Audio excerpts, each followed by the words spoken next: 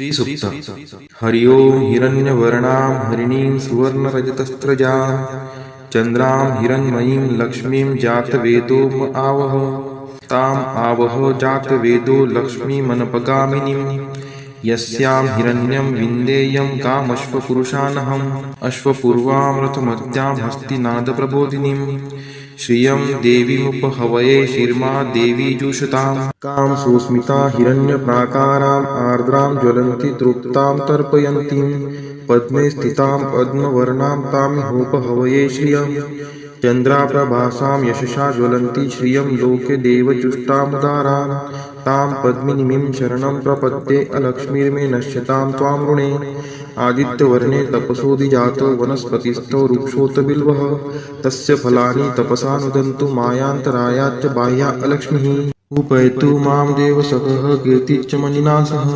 प्रादुर्भूतोऽस्मि राष्ट्रेऽस्मिन् कीर्तिमृद्धिं ददातु मे क्षुत्पिपासामलां ज्येष्ठाम् अलक्ष्मीं नाशयाम्यहम् अभूतिं समृद्धिं च सर्वा निर्नुद्मे गृहात् गन्धद्वारां दुराधर्षां निष्टपुष्टां करीषिणीम् ईश्वरी सर्वभूतानां तामिहोपहवये श्रियं मनसः काममाकुतिं वाचः सत्यमशीमहि पशूनां रूपमन्नस्य मयि श्रीश्रयतां यशः कर्दमेन प्रजाभूता मयि सम्भवकर्दम श्रियं वासय मे कुले मातरं पद्ममालिनीम् आपः स्रजन्तु स्निग्धानि चिक्लितवसमे गृहे नीचदेवीं मातरं श्रियं वासय मे कुले आर्द्रायः कर्णीं यष्टिं सुवर्णां हेमालिनीं सूर्यां हिरण्मयीं लक्ष्मीं जातवेदोम आवह आर्द्रां पुष्करिणीं पुष्टिं पिङ्गलां पद्ममालिनीं चन्द्रां हिरण्मयीं लक्ष्मीं जातवेदोम आवह ताम् आवह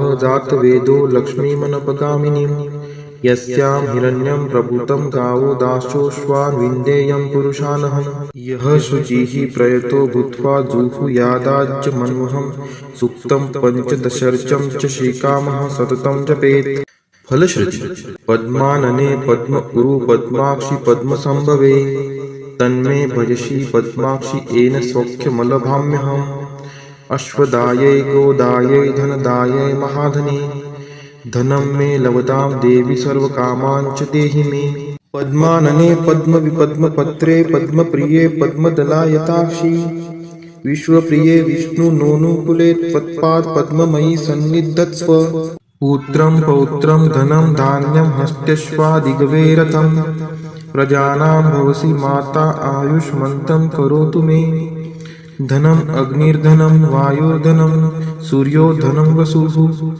धनम् इन्द्रो बृहस्पतिर्वरुणं धनम् अस्तु मे वैनतेय सोमं पिबतु रुद्रः सोमं धनस्य सोमिनो मह्यं ददातु सोमिनः न क्रोधो न च मात्सर्यं न लोभो नाशुभामतिः भवन्ति कृतपुण्यानां भक्तानां श्रीसूक्तं जपेत् सरसीजनीलये सरोजहस्ते धवलतरांशुकगन्धमाल्यशोभे भगवती हरिवल्लभे मनोज्ञे त्रिभुवनभूतिकरी प्रसीद मह्यं विष्णुपतिं क्षमां देवीं माधवीं माधवप्रियां लक्ष्मीं प्रियसखीं देवी नामाम्यच्युतवल्लभां महालक्ष्मी च विद्महे विष्णुपत्नी च धीमहि तन्नो लक्ष्मीः प्रचोदयात् श्रीवर्चस्वम् आयुष्यम् आरोग्यमाविधात् शोभमानं महीयते धान्यं धनं पशुं बहुपुत्रलाभं शतसंवत्सरं दीर्घमायुः इति श्रीसूक्तम् वेङ्कटेशो वासुदेव प्रद्युम्नोमितविक्रम सङ्कर्षणो अनिरुद्धश्च शेषाद्रिपतिरेव च जनार्दन पद्मनाभो वेङ्कटाचलवासन सृष्टिकर्ता जगन्नाथो माधवो भक्तवत्सल गोविन्दो गोपति कृष्णकेशवो गरुडध्वज वराहो वामनश्चैव नारायण अधोक्षज श्रीधर पुण्डरीकाक्ष सर्वदेवस्तुतो हरि श्रीनृसिंहो महासिंह सूत्रकार पुरातन रमानाथो महीभर्ता मधुर पुरुषोत्तम चोडपुत्रप्रिय शान्तो ब्रह्मादीनां वरप्रद श्रीनिधि सर्वभूतानां भयकृद्भयनाशनः श्रीरामो रामभद्रश्च भवबन्धैकमोचकः भूतावासो गिरावास श्रीनिवास श्रियपतिः अच्युतानन्द गोविन्दो विष्णुर्वेङ्कटनायकः सर्वदेवैकशरणं सर्वदेवैकदैवतं समस्तदेवकवचं सर्वदेवशिखामणि इतीदं कीर्तितं यस्य विष्णोरमिततेजसः त्रिकाले यः पठेत् नित्यं पापं तस्य न विद्यते। राजद्वारे पठेत् घोरे संग्रामे रिपुसङ्कटे। भूतसर्पपिशाचादि भयं नास्ति कदाचन। अपुत्रो लभते पुत्रान् निर्धनो धनवान् भवेत्। रोगार्तो मुच्यते रोगात् बद्धो मुच्येत बन्धनात्। यद्यदिष्टितमं लोके तत्तत् प्राप्नोत्य संशयः। ऐश्वर्यराजसम्मानं भक्तिमुक्तिफलप्रदं। विष्णोर्लोकैकसोपानं सर्वदुःखैकनाशनं। सर्वैश्वर्यप्रदं नृणां सर्वमङ्गलकारकं। मायावी परमानन्दं त्यक्त्वा व्यङ्कटमुत्तमं। स्वामी पुष्करिणीतीरे रमया सह मोदते। कल्याणाद्भुतगात्राय कामितार्थप्रदायिने श्रीमद्वेङ्कटनाथाय श्रीनिवासाय ते नमः।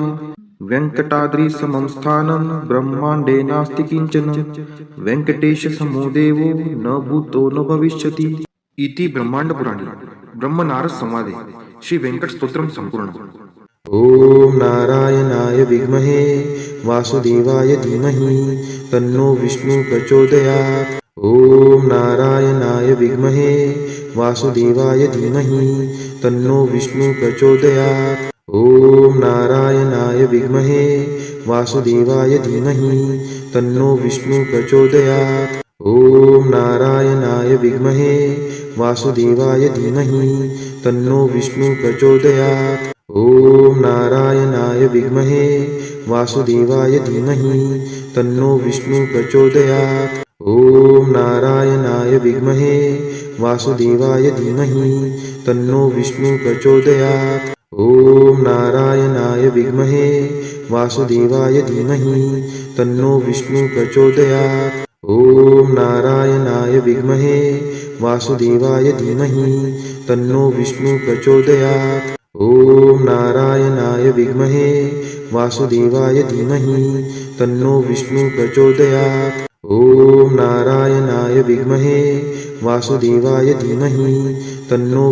वासुदेवाय धीमहि तन्नो विष्णु प्रचोदयात्। ॐ नारायणाय विद्महे वासुदेवाय धीमहि तन्नो विष्णु प्रचोदयात्। ॐ नारायणाय विद्महे वासुदेवाय धीमहि तन्नो विष्णु प्रचोदयात्। ॐ नारायणाय विद्महे वासुदेवाय धीमहि तन्नो विष्णु प्रचोदयात्।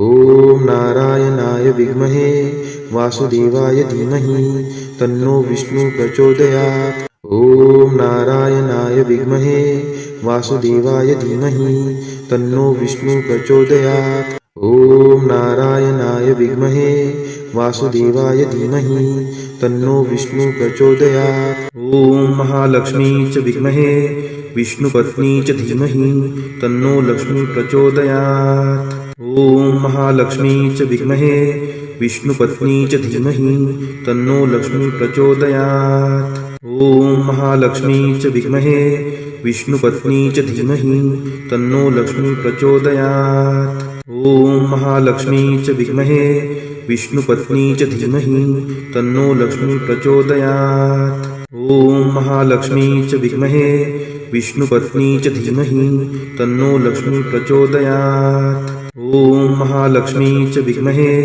विष्णुपत्नी च धीमहि तन्नो लक्ष्मी प्रचोदयात्। ॐ महालक्ष्मी च विद्महे विष्णुपत्नी च धीमहि तन्नो लक्ष्मी प्रचोदयात्।